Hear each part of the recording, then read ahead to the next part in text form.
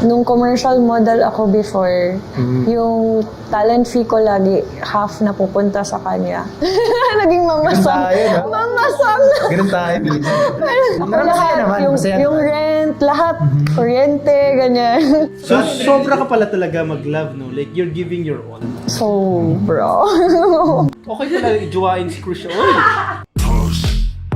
Hello, welcome sa Kwentuhan with Almighty Bro. We have a special guest. Everyone knows her story. Everyone cried.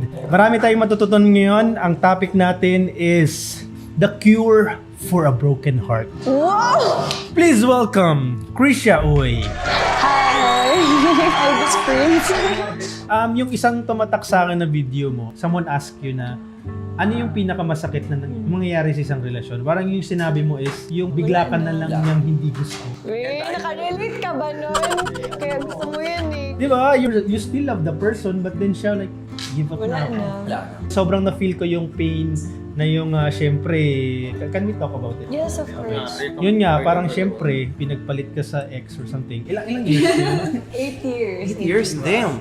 Move on ka na. Oo naman. So do you believe ba in 7-year itch? Siguro, pero I think it's not about that time. Parang minsan talaga it's bound to happen. Ah, ganun. Diba? Kasi may iba ilang years lang or ilang months lang.